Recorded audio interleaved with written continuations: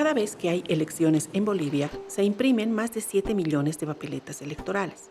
Se reparten ánforas, sobres y otros materiales para las 34.000 mesas que se instalan en todo el país. Una vez que los ciudadanos han votado y se cierran las mesas, todo ese material se convierte en desecho. Lo que vale para el cómputo es el acta que se firma, lo firman los 6 vocales de la mesa electoral y los delegados de partido. Eso se pone en un sobre cerrado que solo se abre en sala plena. Y esa acta es la que da cuenta del cómputo de votos. Pues decía, ahí precluye ese proceso y lo que cuenta es el acta. Ya nadie puede ir a contar o a recontar votos. Todo el material que sea utilizado en una elección es devuelto, ¿no? Y son almacenados en el Tribunal Electoral Departamental correspondiente, incluyendo las papeletas de votación. Que luego son desechadas, son incineradas. Eso pasó el 2014, el 2010, en todo proceso electoral, porque lo que vale es el sobre cerrado que entra a la sala plena para el cómputo electoral. Pero en las elecciones del 20 de octubre de 2019, las cosas sucedieron de otra manera. El día de las elecciones en Potosí ha transcurrido tan tranquilo hasta las 6, cuando ya empiezan a llegar las primeras actas, a la plena se instala a las 18 de ese día, como dice la ley. Empezamos con el cómputo, con las primeras actas que llegan, obviamente, de la ciudad, porque estamos en la ciudad, son los primeros en llegar. A eso de las 8, 9 de la noche, quizás un poco más, ya dicen, aquí va a haber fraude. Es un domicilio particular, es un domicilio particular. ¿La dueña no se ha dado permiso o es de ustedes? El Tribunal Electoral para semejante elección quedó chiquito. Entonces nosotros tenemos que ver algún ambiente cercano. Y esa fue la que encontramos, un ambiente amplio, grande. Se alquiló ese ambiente y empieza a llegar ahí el material electoral sobrante. Acá se verifica el fraude que se está haciendo en este momento en el departamento de Potosí. Imagínense, actas. Entonces, al ver que se estaba acopiando ahí las maletas electorales, el señor Pumari hace correr el rumor de que ahí se estaban cambiando todas las actas. Y fueron a abrir esas maletas y decir, aquí está la prueba de que, bueno, era el material que ya no se había utilizado en la elección y por supuesto no es prueba de ningún fraude. Vean, compañeros, el fraude descarado y asqueroso del gobierno. ¿Qué están contando? Si aquí están los votos de los potosinos. Aquellos sinvergüenzas al frente están supuestamente escrutando las actas de allá. Viene la fiscalía, ingresan al ambiente, sacan, revisan y él mismo desmiente y dice, no, disculpe, no hay nada. Pero ya la convulsión se estaba armando, ya la gente estaba afuera. No hay que olvidar que días antes de las elecciones de octubre del 2019, 4 o 5 cabildos departamentales asumieron esa narrativa y dijeron, si gana Evo Morales es porque hubo fraude.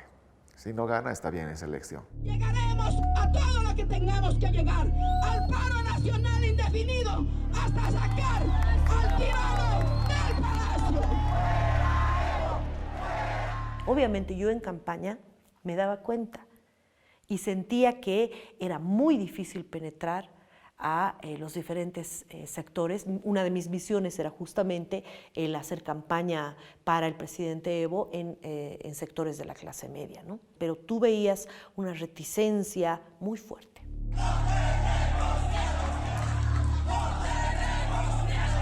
Era una bola de nieve que nosotros no nos hemos percatado que venía.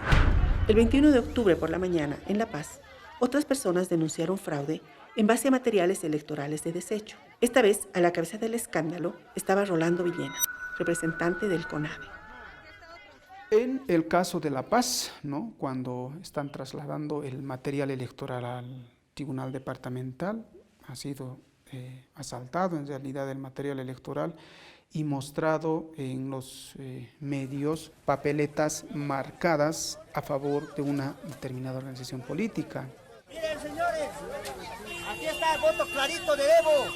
Se están llevando el voto de Evo.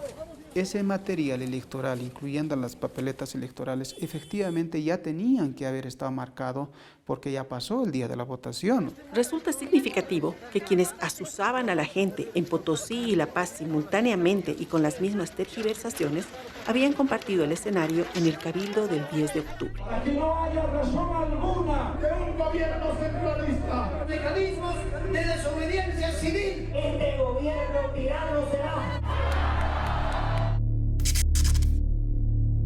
Yo creo que subestimamos, no la fuerza política de la derecha, nosotros subestimamos a la fuerza conspirativa, desestabilizadora que venía de afuera.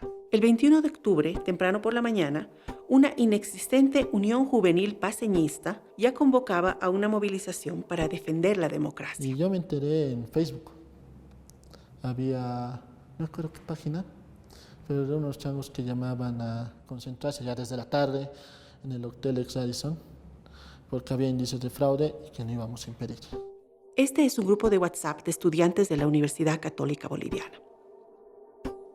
Es curioso cómo se movilizó la Cato solo en ese instante, literalmente. A las 11:28 de la mañana ya se había formado un frente común junto a la Universidad Privada de Bolivia. Una sospechosa eficiencia considerando que estas instituciones no suelen participar en movilizaciones ni marchas y nunca coordinan sus actividades sociales o académicas.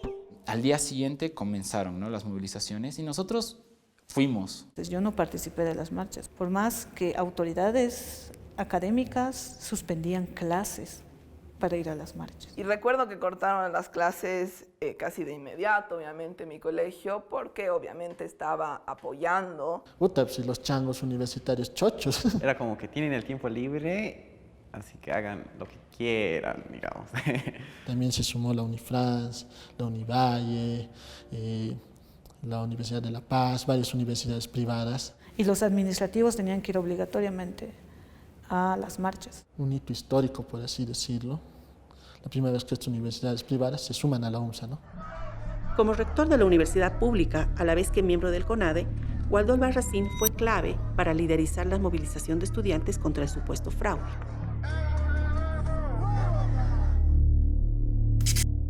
La universidad cumplió el papel de grupo de choque de este movimiento, que no es la primera vez en la historia, ¿no es cierto? Cuando cayó Villarroel, ocurrió exactamente lo mismo. En determinados momentos la universidad puede ser radical, pero en otros es el instrumento político de las clases altas.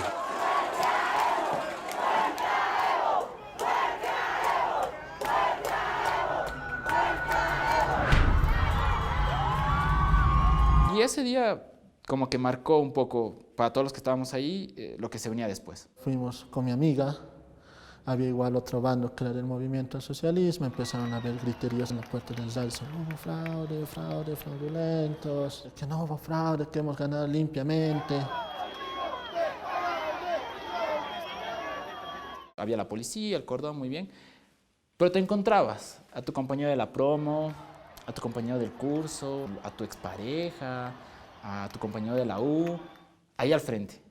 Te decían, indios de mierda, y tú, oye, Fabricio, hermano, ¿qué hace ahí? Y el otro, caray, digamos, ¿no? Entonces, ahí te das cuenta de que algo se estaba rompiendo, de que algo se estaba desgarrando entre lo que era la propia vida de la gente.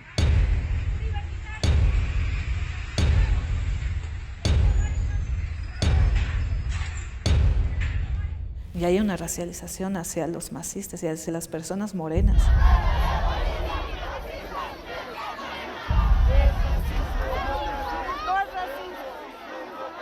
No te podían decir india de mierda, ¿no? Te tenían que decir masista de mierda. Había una política del instrumento de no buscar violencia. Y nosotros la entendíamos, pero no la compartíamos del todo, ¿no? Nosotros éramos de la opinión de que había que defender el proceso en la calle. Con miles de jóvenes exaltados en las puertas del lugar donde se realizaba el cómputo oficial de votos, que las cosas se descontrolen era solo cuestión de tiempo. La gente se alteró, empezaron a lanzar, empezaron a palos, todo eso, tratar de ingresar. La policía reaccionó y empezó a utilizar gas lacrimógeno, ¿no? En la confusión, Gualdo Albarracín recibió el impacto de un gas en la cara. No, esta foto vale 1 millón. Salga en la cámara para mandar a la prensa y por las redes. Van a viralizar, por favor. La derecha ha encontrado en el 21F, en el 2018 y en el 2019 una posibilidad de generar una ruptura a través de todo un mecanismo que lo han articulado, lo han ensamblado casi con precisión quirúrgica. Son los gafes del oficio. Yo quiero decirle al MAS que su dictadura no va a durar. Cada uno de ellos tiene su momento de ir instalando temáticas en el país para generar indignación colectiva como elemento central. Esos corruptos que en este momento están a cargo de algunas instituciones como el Tribunal Departamental Electoral o como el Tribunal Supremo Electoral. Sala Plena continuaba acá en Potosí. Seguían llegando las actas de las provincias, siguen las voces de que están armando un fraude monumental, ya eso hace escuchar al señor Mesa. Se está perpetrando en estos mismos instantes, a pocos metros de nosotros, un gigantesco fraude. No podemos seguir siendo nosotros cómplices del fraude. Expresar mi repudio al fraude grosero.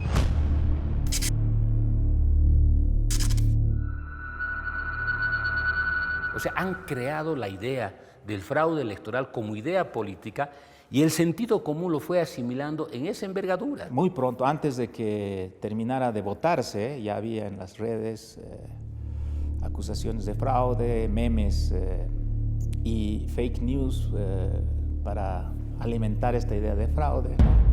La derecha, los sectores conservadores, los sectores de centro derecha del país que se agruparon todos para generar la indignación colectiva. Y la indignación colectiva se genera desde ese discurso de fraude electoral. ¿Para qué se genera? Para que la gente se movilice. La movilización te da en los hechos una suerte de legitimidad.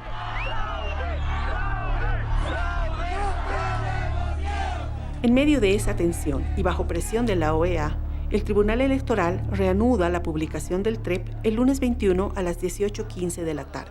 Para entonces, el MAS había alcanzado 46.4% de la votación y Comunidad Ciudadana el 37.07%, a poco más del 95% de actas verificadas. Al domingo lo que estaba Carlos Mesa y Evo Morales en un 7% más o menos de diferencia, de la nada el lunes por la noche, eso de las 7 de la noche, ¡fa!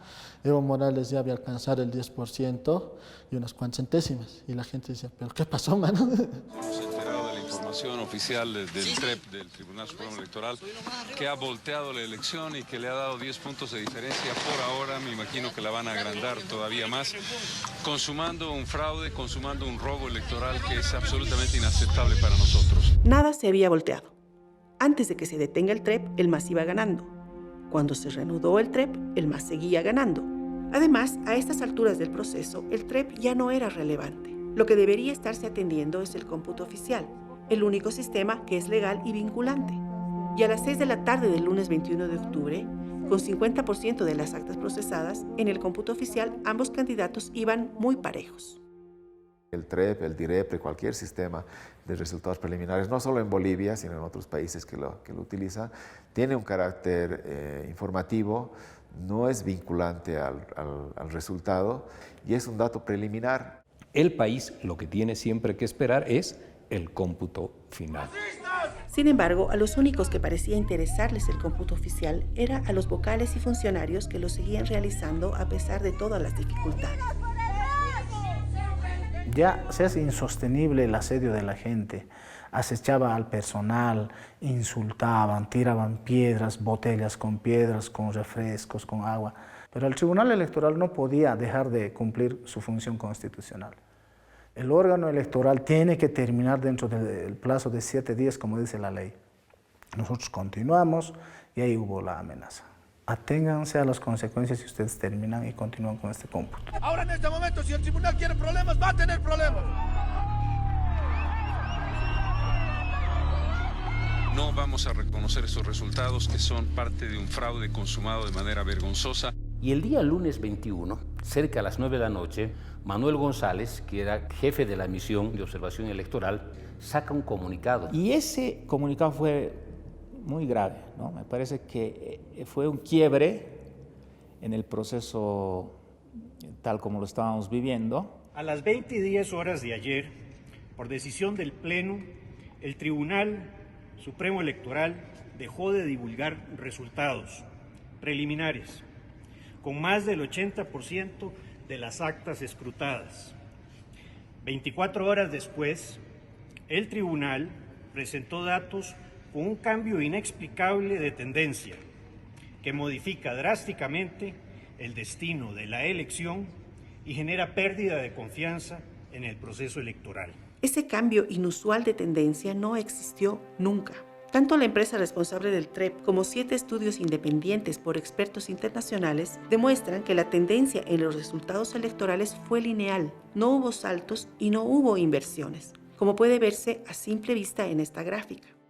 Ellos hablan de tendencias, hablan de estadísticamente y no hablan del cómputo que se va desarrollando en los tribunales departamentales justamente para incorporar, inducir esa idea en el sentido común de la sociedad boliviana en su conjunto sobre la modificación del resultado electoral. También hay estudios que dicen que no hubo tal cambio de tendencia y que ese último 5% de la votación que efectivamente da un giro en el puntito que faltaba para definir si había o no segunda vuelta, tiene que ver mayoritariamente con actas que llegan del área rural. Oportunamente, la misión dará un informe con recomendaciones de cara a una segunda vuelta. La norma y la ley está específicamente señalando que el cómputo final dirime la elección, pero ellos se atreven a sugerir que debíamos ir a una segunda vuelta antes de que se conozcan los resultados finales. Y quien no conoce la nefasta historia de la OEA tiene el riesgo de cometer el error, el sacrilegio de la buena fe. Con un comunicado en el cual se decía que la tendencia estadística era imposible o algo así, ¿no es cierto? Era muy difícil ya estar sereno, ¿no es cierto? Entonces, en ese momento yo me convencí de que había habido fraude. Ya tenemos el apoyo de la OEA, que ha dicho que hay una irregularidad, hay una violación al voto del pueblo y que ellos emitirán un informe para una segunda vuelta. Y ese informe nos da la legitimidad ante el mundo entero de que nuestras acciones es lo que corresponde. El rol de la OEA había sido fundamental para validar la idea del fraude, pero para forzar una segunda vuelta hacía falta algo más, algo muy importante. El cómputo oficial, el único con validez legal, debía detenerse. Estoy llamando a la movilización para que estemos en todos los tribunales departamentales electorales y aquí en el Tribunal Supremo Electoral para enfrentar a este régimen y obligarlo y arrancarle la segunda vuelta electoral. La cantidad de gente que estaba en las afueras del tribunal, pues aumentó, quintuplicó y más. Mi voto se respeta, carajo, mi voto se respeta, carajo.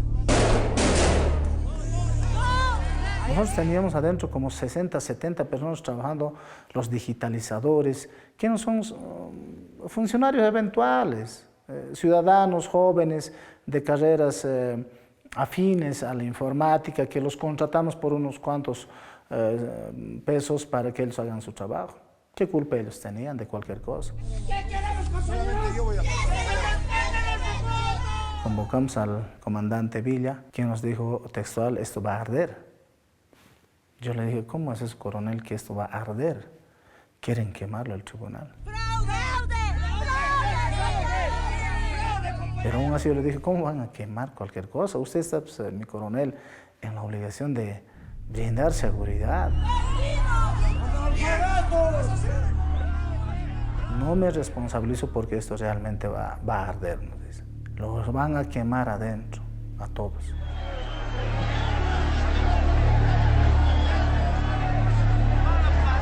quema la Corte Electoral de Potosí. Mentirosos masistas de mierda. Esto va a ser peor, esto no es nada mierda. Hay una persona que desesperada que busca salir. Esa noche, manifestantes con las mismas consignas y la misma hazaña quemaron los tribunales electorales de Sucre y de Tarija y tomaron el tribunal de Cobija. Unos días después también se quemarían los tribunales electorales de Beni y de Santa Cruz. Yo no sé si Carlos Mesa fue consciente de lo que estaba pasando, quizás en ese momento mismo no, pero ya fue muy grave que se quemaran las ánforas, ¿no? Los colegios electorales, etc.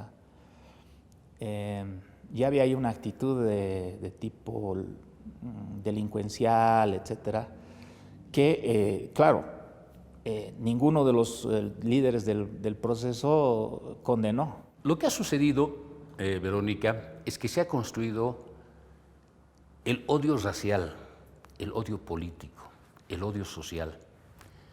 Y nos veían a nosotros no como los adversarios electorales, sino como los enemigos a eliminar. Antes de las elecciones tú sentías ese malestar, pero después de las elecciones ya era odio, pero un odio así mortal que fue obviamente creciendo como para terminar en las agresiones que cada uno tiene y que ha vivido a lo largo de este tiempo. ¿Cómo se puede fácilmente decir, agitar a la gente y mátenlo a Sutano, a Mengano, quemen su casa, péguenlo porque es su primo, porque es su hermano? Una cosa horrorosa. Además ese dolor, ¿no?, de que le griten a mi padre, que además somos una familia de muchísimos valores, tu hija corrupta, ¿no? O sea, ese tipo de cosas que no entiendes. No, de verdad, ahí llega la emotividad, ¿no? Porque ves a tu familia sufrir por algo que tú defiendes, ¿no? La manifestación de la violencia se vuelve como un hecho legítimo para las derechas en el país porque creen que nosotros somos el enemigo a eliminar política y físicamente. Por eso se entiende los niveles de violencia racial y política que vivimos. Hasta ese punto el plan estaba funcionando a pedir de boca. Las elecciones estaban desacreditadas. El cómputo oficial se había detenido por la violencia. La consigna del fraude había convencido a muchas personas que se hallaban movilizadas. La OEA se había sumado al complot, si no estaba ya complotando desde antes. Carlos Mesa estaba muy cerca de lograr el objetivo de forzar una segunda vuelta en la que creía poder ganarle a Evo Morales. Para eso necesitaba el apoyo del Comité Pro Santa Cruz, así que tomó un vuelo y fue a reunirse con Luis Fernando Camacho. En el libro Camacho, 21 días con fe, Miguel Navarro describe lo inútil de aquel encuentro. Pensamos que la reunión era para tomar acciones y defender el voto que nos habían robado. La conclusión fue una posición tibia, sin un plan, ni siquiera un norte. Entonces Luis Fernando me mira, dice, bueno, no hay nada más que hablar acá. Me voy porque están esperando que alguien tome decisiones. Nos salimos, fuimos a la feria exposición, donde la gente estaba concentrada. Nosotros vamos a parar este país de forma indefinida. A las 10 de la mañana llegan los representantes de todo el país. Santa Cruz va porque así ya lo coordinamos, pero hagámoslo en unidad para parar todo el país. Sabíamos que había una gran conspiración en marcha. Sabíamos que se iba a producir algún tipo de quiebre institucional, pero no lo teníamos muy claro. Evo, Álvaro, los otros compañeros, a lo que apostaron fue a que esto se dirimiera confiados en las fórmulas democráticas. Ya hemos hecho la entrega de una nota oficial dirigido al secretario general Luis Almagro, mediante el cual se está solicitando que la OEA, la Organización de los Estados Americanos, pueda elaborar una auditoría oficial del proceso electoral en curso. Dimos una respuesta electoral a la agresión violenta y política de la ultraderecha. Pecamos de una ingenuidad asombrosa respecto a otorgarle la confianza a la OEA. Yo quisiera decir muy claramente que me parece un despropósito que un país razonablemente soberano delegue la decisión vinculante sobre un proceso electoral a un organismo internacional. Es la primera vez que un Estado está condicionando la decisión soberana de su pueblo a la decisión técnica de 20 o 35 expertos, aunque sean 50 expertos. Estás condicionando el resultado de más de 5 o 6 millones de votantes a 30 expertos que no conocen ni tu propia idiosincrasia boliviana. Antes de que esos expertos siquiera llegaran a Bolivia, la OEA ya había hecho pública su posición. Debido al contexto y las problemáticas evidenciadas en este proceso electoral, continuaría siendo una mejor opción convocar una segunda vuelta. La OEA no era la única instancia internacional que violaba la soberanía boliviana, presionando para que se llame a una segunda vuelta en franco desconocimiento de las leyes bolivianas. Consideramos que una segunda vuelta, con una supervisión imparcial, constituye la mejor salida democrática al momento que vivimos.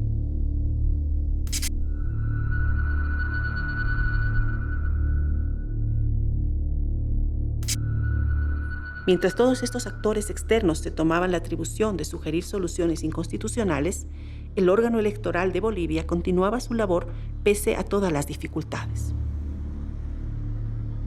Fue días de pesadilla. Yo recuerdo que mi papi me decía siempre, hijo, debías haber renunciado. Y yo le dije, pero papi, tú me has enseñado a que si se hace un trabajo se hace bien y hasta el final. Ante la situación que surgió de estar en ese escenario de quemas de tribunales electorales departamentales, las propias salas de los tribunales electorales departamentales tienen que tomar la decisión de continuar en algún lugar. Nuestro presidente y los otros colegas, juntamente conmigo, hemos visto cómo continuar con el cómputo departamental, porque, ojo, que la ley nos dice 7 días, y estábamos frente a un incumplimiento de deberes eminente. Decidieron trasladar la sede de continuación del cómputo a otra población más cercana, dentro de su territorio. Y ha sido Yayagua porque tenía la mejor infraestructura, por lo menos acorde a la situación.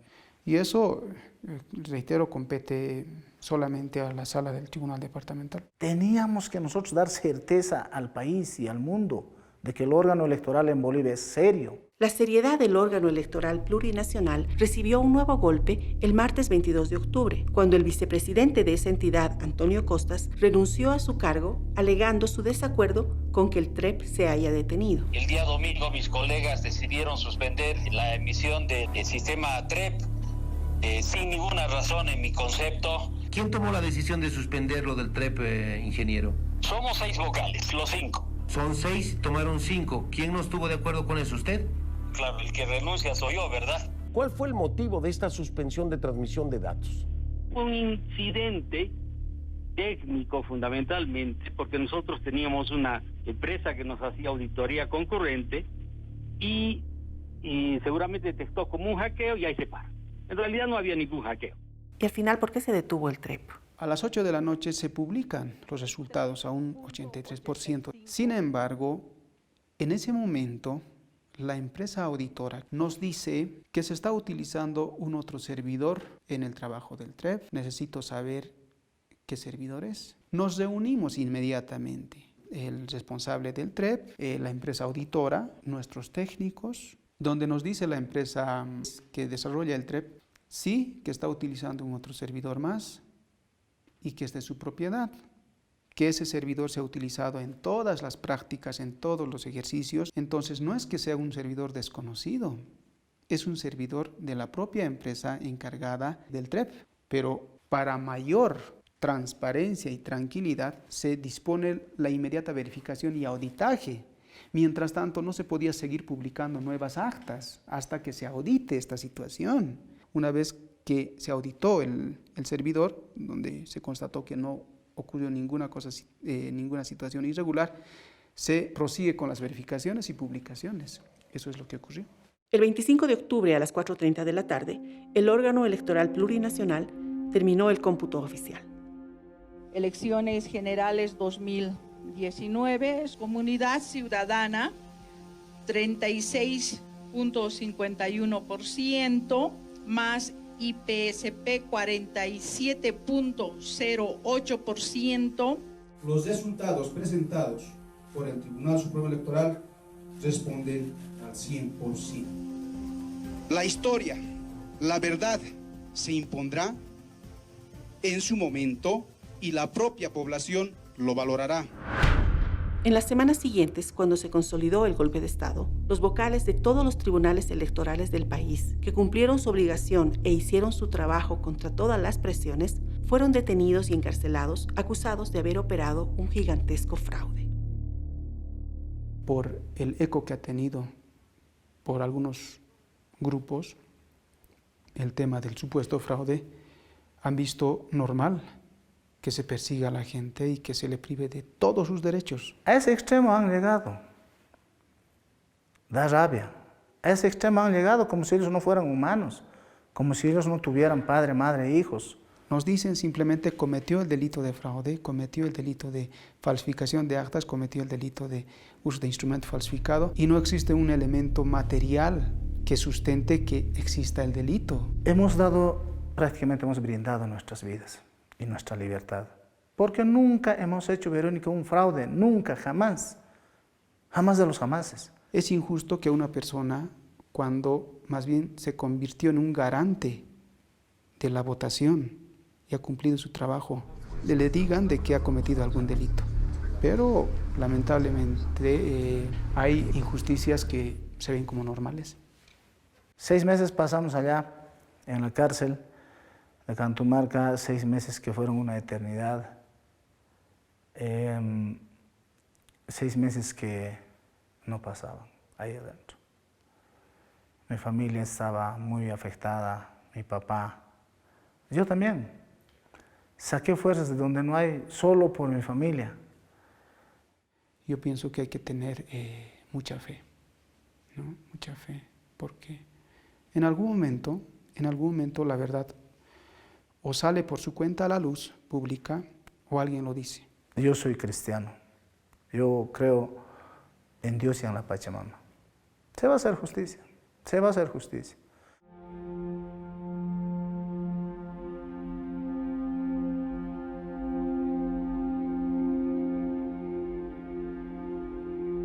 Yo me siento feliz por mis colegas y los felicito otra vez. Seguramente alguna vez van a ver este documental. Felicidades, chicos, sobre todo a quienes se han quedado aquí y hemos sido encarcelados. Lamentablemente nos tocó tomarnos el trago amargo, pero ya está, hay que seguir sin nada de resentimientos. Entiendo que la construcción de una sociedad implica también estas cosas. Estas no fueron las únicas injusticias que se cometieron en Bolivia con la excusa del fraude. Una excusa monumental que logró articular a todas esas fuerzas para derrocar un gobierno constitucional, con la ayuda esencial de las pititas.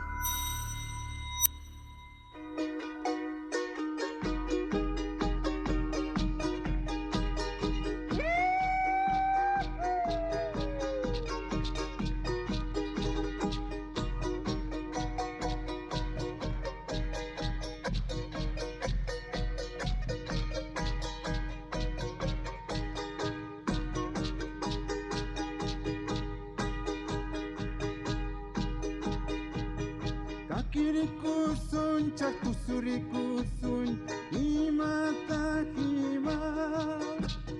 Chayhuskuku pitantarikusun, chahaku imina. Chisimos hoyni pihuk uchakaskan, haku imina. Chayhuskuku